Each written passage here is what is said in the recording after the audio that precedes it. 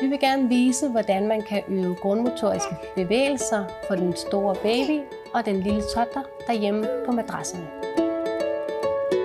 Hvis dit barns grundmotorik skal være god, er det vigtigt at få stimuleret de 3 primære sanser, som man gør på madrasserne i øvelserne.